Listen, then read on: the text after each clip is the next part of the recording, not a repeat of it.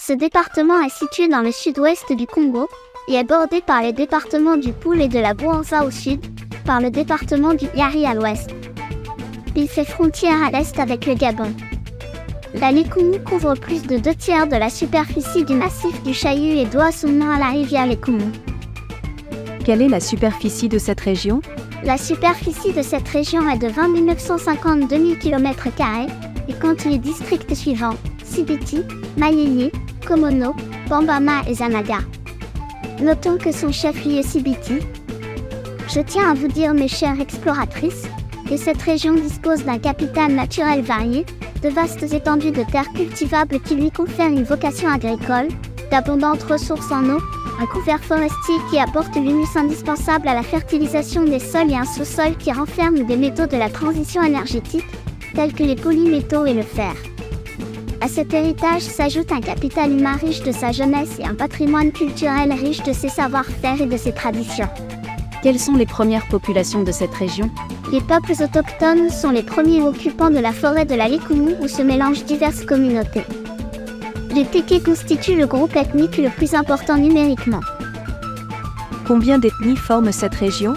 Les peuples autochtones sont les premiers occupants de la forêt de la Likoumou où se mélangent diverses communautés. Les Téké constituent le groupe ethnique le plus important numériquement. Maman, comment le peuplement de cette région a été fait? Le peuplement de la Likoumou s'est effectué par vagues successives. Les premiers venus sont les Bongos, qui ont occupé la grande forêt.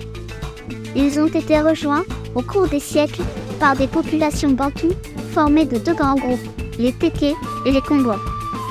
Le royaume Téké s'entendait d'ailleurs des plateaux à l'actuel Likoumou et jusqu'au Kwilu. Les échanges entre les Téké et les Kongos, notamment les Vihi, sont attestés par plusieurs voyageurs au XIXe siècle. Les Téké qui sont les plus nombreux, peuplent de façon majoritaire les districts de Bambama, Anaga, Komono et de Sibiti. Les Lali sont présents dans le district de Mayeye. Les Yaka sont considérés par tous comme étant les plus anciens habitants de Sibiti. Les Bambé occupent l'axe Sibiti-Madamou. Ils sont la branche dite des Bem de la forêt, par opposition à ceux de Muyonzi, Bouanza, qui vivent en savane.